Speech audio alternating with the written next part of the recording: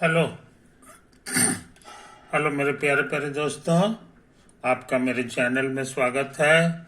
मेरे चैनल का नाम है रजनीकांत सिन्हा। ये यूट्यूब का चैनल है।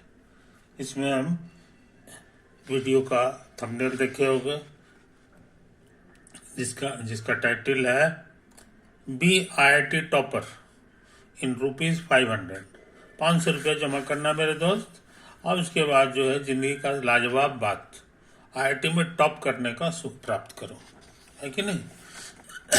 इसके 171 यानी 171 वीडियो हम ऑलरेडी अपलोड कर चुके हैं। सब आधा आधा घंटे का है कि नहीं, यही तो है। और ये 172 लेक्चर है, और सीरीज है चल रहा है P+M। P means physics. तो इसमें हम फिजिक्स के सवाल बना रहे हैं, और यही मुख्य है, यही मुख्य है। तो इससे ठीक पिछले वाले वीडियो में हम क्या किए थे सो समझ लो। ये हमारे पास तरह तरह के चार्ज हैं, है ना, इधर है इधर है, ये चार्ट है। ये सब चार्ज को ले लो, Q1, Q2, Q3 और Q4, है कि नहीं। शुरू में ये सब यहाँ पे नहीं था। शुरू में ये सब चार्ज जो है इन्फिनिटी पे था। Initially, all charges were at infinity. Infinity means बहुत दूर, समझ लो तो 4-10 किलोमीटर दूर इसको पहुंचा दो, ये था। और वहां से इसको खींच के लाया गया। कौन लाया है? समझो तुम ही लाए हो, है कि नहीं। तो सबसे पहले 1 नंबर को ले आए, कोई रेसिस्टेंस नहीं हुआ। मगर 2 नंबर का जब इसको यहाँ लाओगे तो लाने से पहले ये जो है ना धक्का मारेगा कि हम आने नहीं देंगे, क्योंकि सेम चार्ज एक दूसरे को रिपेल करता है। तो तुमको एक्स्ट्रा ताकत लगाना होगा, ताकि जो है इसका रुकावट को तुम ओवरटेक कर सको, है कि नहीं।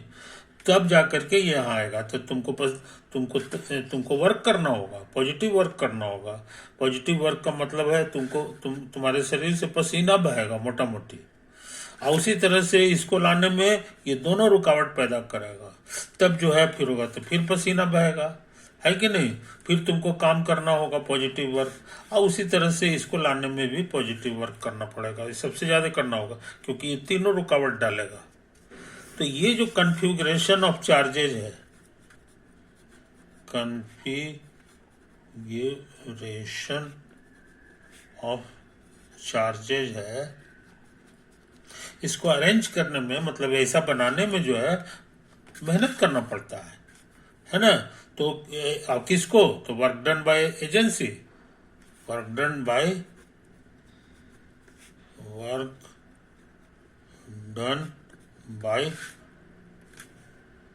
एक्सटर्नल एजेंसी, जो तुम हो सकते हो या हम हो सकते हैं, कोई भी हो सकता है।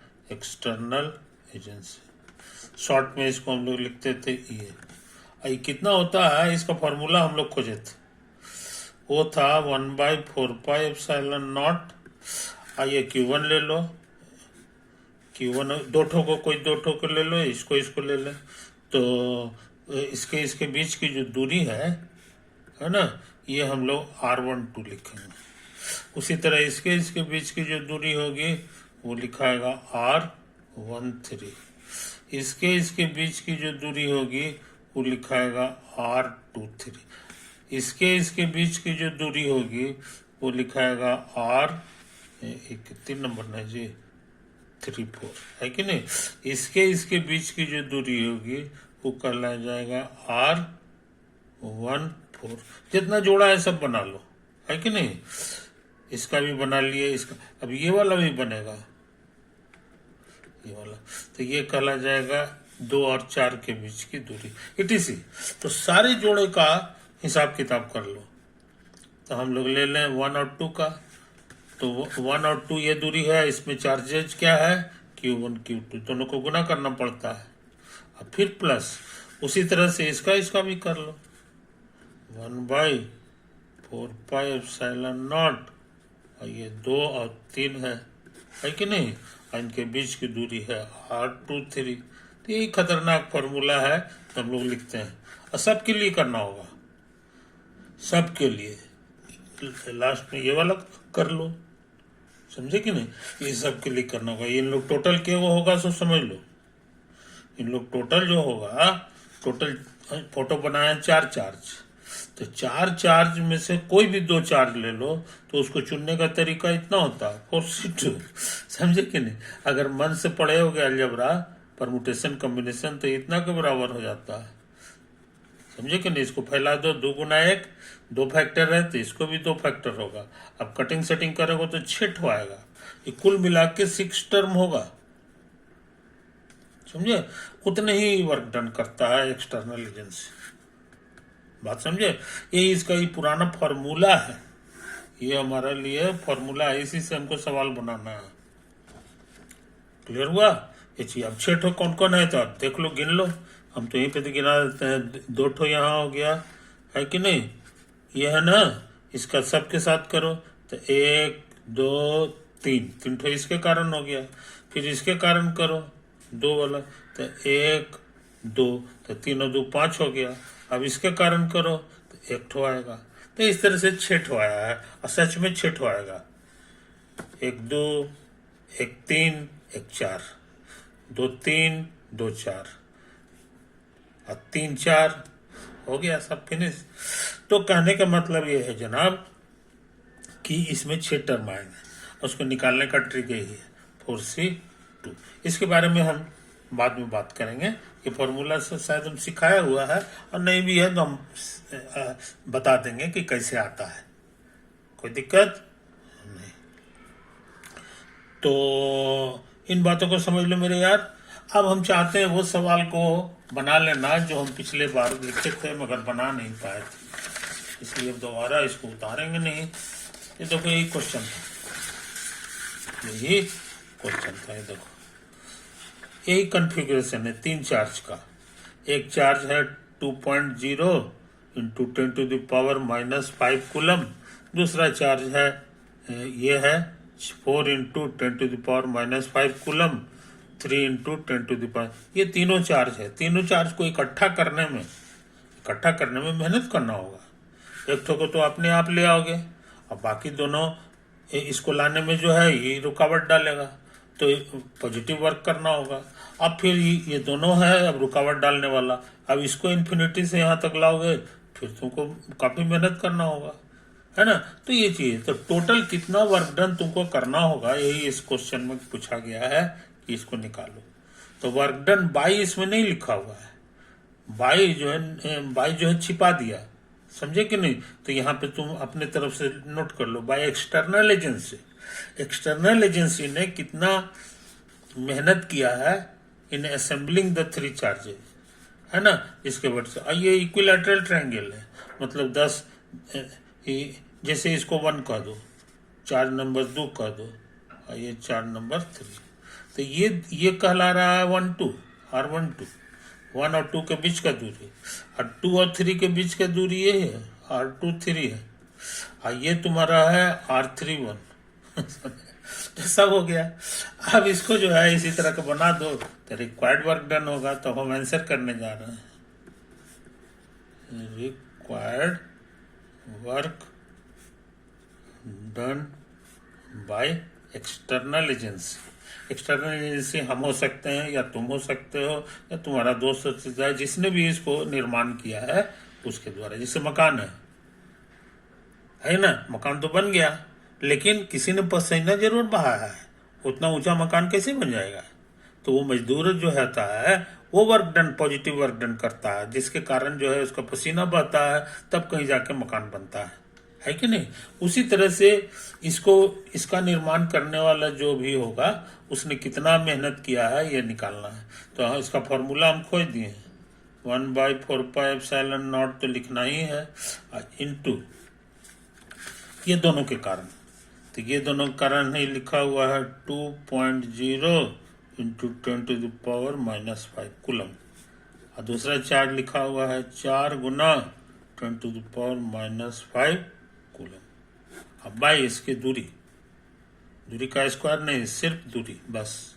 और ये सेंटीमीटर है, सेंटीमीटर के माने -2 पावर, सेंटी माने -2 पावर होता है। मीटर तो खैर ऐसा यूनिट है, ये तो है, एक ठो होगा। अभी आओ इस तरह का करना होगा ये दोनों के कारण।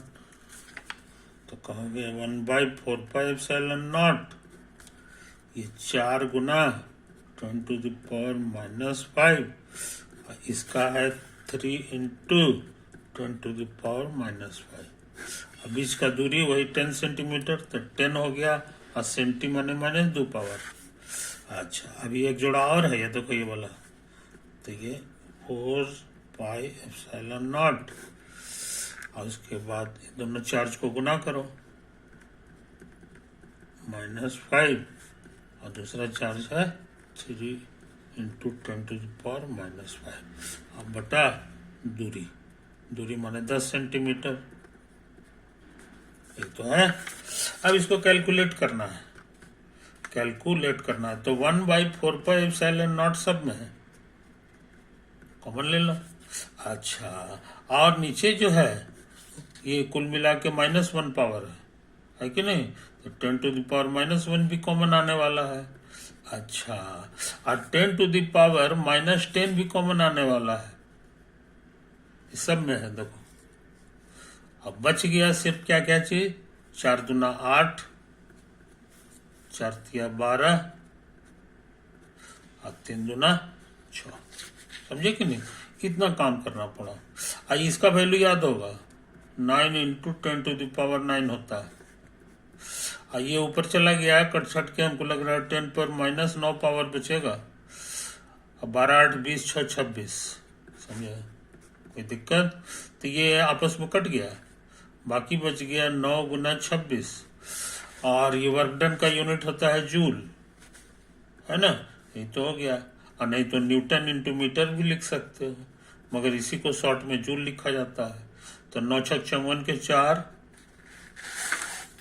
9 छक 54 के 4 हाथ में 1, नहीं 9 छक 54 के 4 हाथ में 5, 5 9 दिन 18, 5 23, क्या बात, 234 जूल काम करना होगा।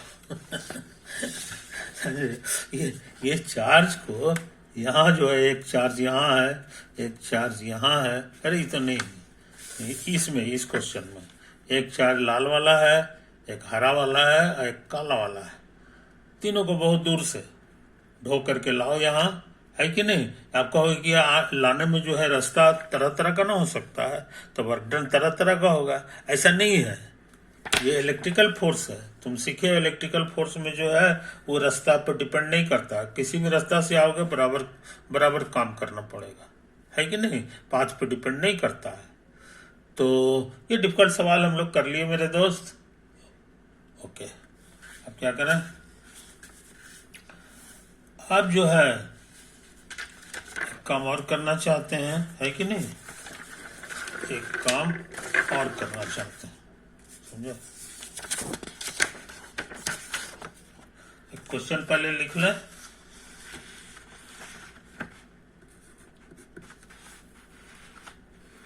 a block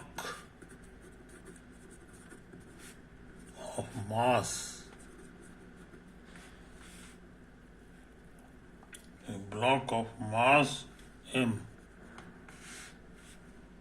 containing a net charge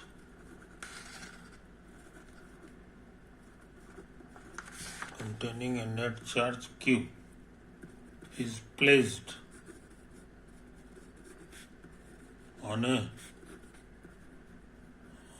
smooth horizontal table,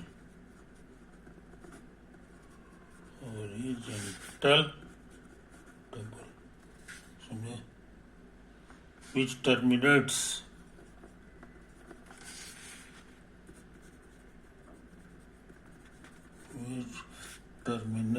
in a vertical wall,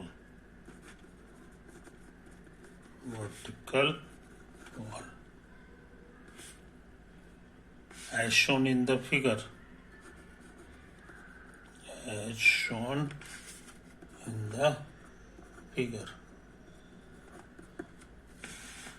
figure क्या है सो देख लो।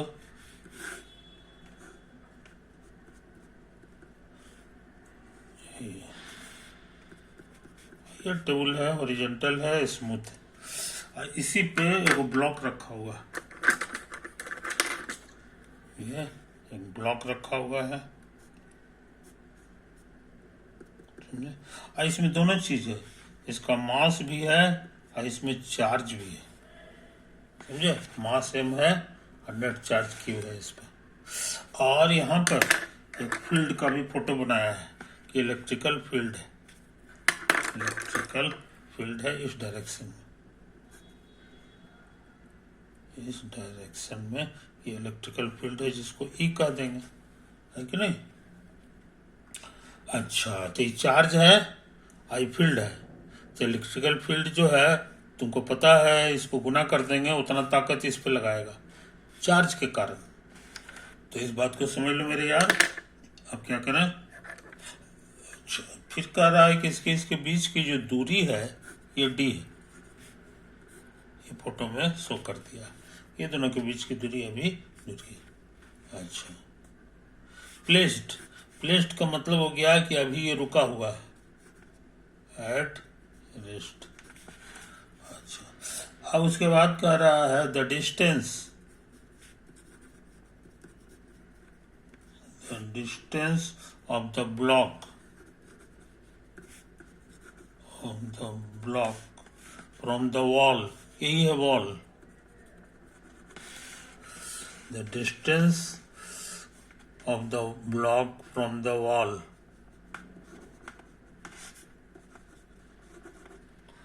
wall is D,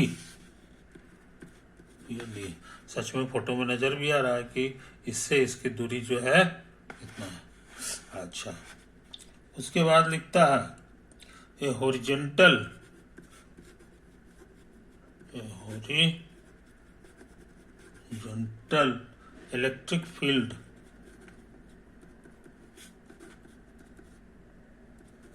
electric field E towards right, towards right, right माने दाहिना तरफ, तो ये सच में राइट है, दाहिना साइड है। Is switched on, switched on, ये इलेक्ट्रिक फील्ड जो है कोई स्विच है उसको दाबने से पैदा हो जाता है, ये switched on. Assuming elastic collision, assuming elastic collision, समझे। टक्कर होता है, elastic collision, find the time period, time period of the resulting oscillatory motion, समझे, एक तो है। अच्छा, is it a simple harmonic motion, simple harmonic motion, question तो हम लिख लिया, है कि नहीं। कहता है कि इलेक्ट्रिकल फोर्स जो है स्विच कर दो, और चूंकि इसमें चार्ज है, इसमें चार्ज है कि नहीं, इसीलिए जो है ना इस पे ये जो है ना इस तरफ फोर्स महसूस करेगा, इस तरफ फोर्स महसूस करेगा। तो ये जो मास है ये टोटल के को फोर्स महसूस करेगा, सो समझ लो। आंसर अब करने जा रहे हैं, हम बात बनाने जा रहे हैं free body diagram of mass m। ऐसे ऐसे कर लो, वैसे ऐसे ऐसे ऐसे ऐसे ऐसे ऐसे रास्ता कर लो, वैसे ऐसे कर लो। तो एक फोर्स तुमको फील्ड जिधर लगा हुआ है उधर लगेगा, है कि नहीं। अब कितना लगेगा से तुमको पता है, ये Q से E को गुना करना पड़ता है ना।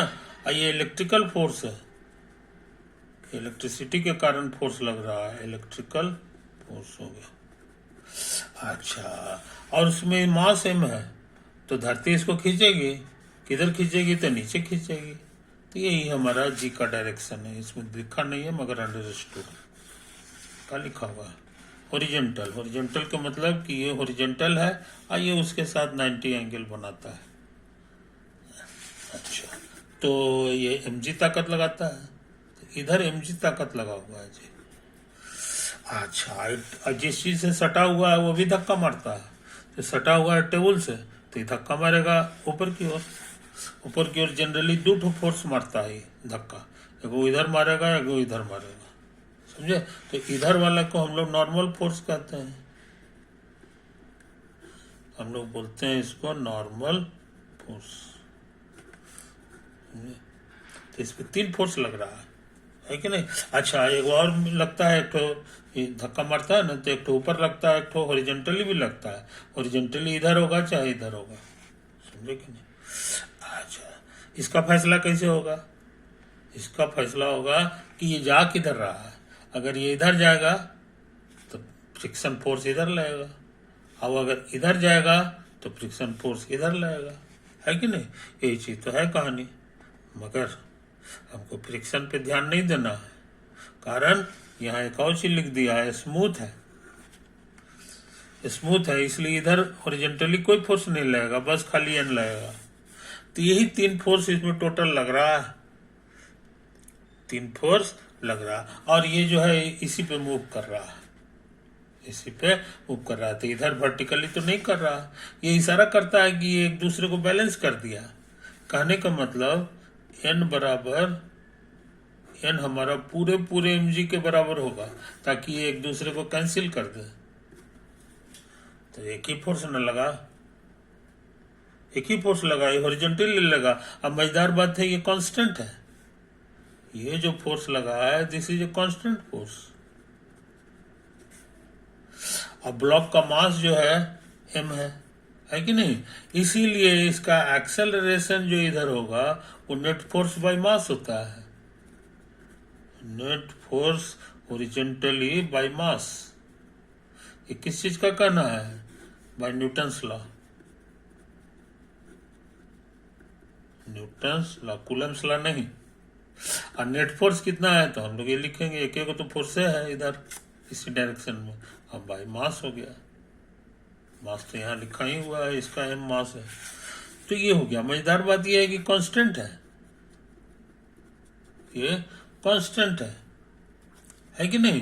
तो इसकी जर्नी को जरा गौर से देखो, यहां से यहां तक जो जाता है तो इधर एक्सेलरेशन जो इसको लग रहा है ये है QE/m, QE/m, और ये कांस्टेंट है। जाना है इसको d दूरी, और यहाँ पे एटरेस्ट है, एटरेस्ट माने शुरू का वेलोसिटी 0 है। तो हम लोग यहाँ फॉर्मूला लगाना चाह रहे हैं कांस्टेंट वेलोसिटी, कांस्टेंट एक्सेलरेशन वाला, ये फॉर्मूला हाफ ut और प्लस हाफ ut स्क्वायर, ये पुराना फॉर्मूला है। अप्लाई, अप्लाई, इसी को लगाने जा रहे हैं। यहाँ देखो u माने शुरू का वेलोसिटी, जो इसमें कितना है, रेस्ट में है, इसलिए शुरू का वेलोसिटी 0 है। नतीजा है कि ये फॉर्मूला और आसान हो जाएगा, ये गायब हो जाएगा, खाली इतना होगा। इस फॉर्मूला से t मिल गया, ये हो जाएगा 2s/a का रूट। t माने ड्यूरेशन, ड्यूरेशन। तो यहाँ से यहाँ तक जाने में कितना समय लगा ये हम लोग निकाल लिए।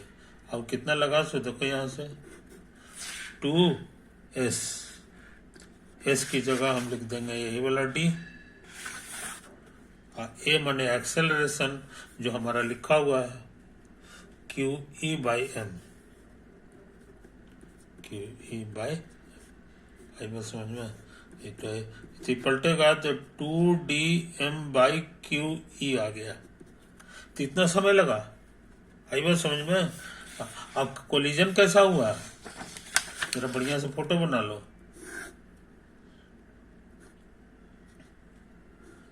यही है ऐसा। ये अब कोलिजन जब होगा तो ये वाला यहाँ चला आएगा, ये यहाँ होगा, है कि नहीं? यही हमारा मास हो गया। इसी दीवार से कोलिजन होगा। अब कोलिजन के बारे में लिख दिया है, कैसा कोलिजन हुआ है? इलास्टिक कोलिजन हुआ है।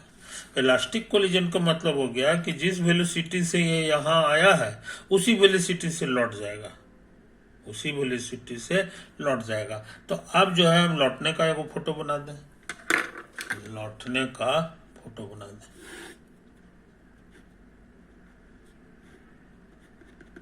अब जो है ये टकराने के बाद लौट रहा है, ये जो है हमारा लौट रहा है। तो जब लौटेगा जनाब, इलेक्ट्रिक फील्ड किधर है ये मत भूलना, इलेक्ट्रिक फील्ड का डायरेक्शन वही ई है, इसमें भी वही ई है, समझे? चार्ज इसमें वही वाला क्यू है। तो इस बार फिर फोर्स लगेगा, लेकिन किधर लगेगा? ये जिधर जिधर फील्ड रहता है उसी डायरेक्शन में फोर्स लगता है। तो इधर फिर फोर्स लगेगा तुम्हारा क्यू गुना ई, मास तो वही एम है। नतीजा इसका एक्सेलरेशन क्या होगा? वो हो जाएगा Q E by net force by mass, यही तो होगा। तो पुराना ही एक्सेलरेशन है, मगर इस बार इसकी जर्नी उल्टा है, इस बार इसकी जर्नी इधर है। तो कहाँ तक जाएगा सो समझ में आता। तो हमको लगता है जहाँ शुरू में था बेचारा पहले, वहीं तक ही पहुँच पाएगा, क्योंकि वही वाला वैल्यू, वही सब चीज़ जो है रिपीट हो रहा है, खाली डायरेक्शन पलट रहा है। इलास्टिक कोलिजन में क्या होता है कि वेलोसिटी चेंज नहीं होता है कि नहीं? तो ये हिस्सा जो है उसी तरह से है जैसे गेंदा है हमारा, आई जमीन है, ये बॉल है, इसका मास एम है कि नहीं? ये हमारा जमीन है। और कल्पना करो कि इलास्टिक कोलिजन होता है, इलास्टिक कोलिजन होता है, तो क्या हाल होगा? ये गेंदा यहाँ टकराएगा, टकराने के बाद फिर ये इसी ऊंचाई पे पहुंच जाएगा, क्योंकि इलास्टिक कोलिजन हुआ।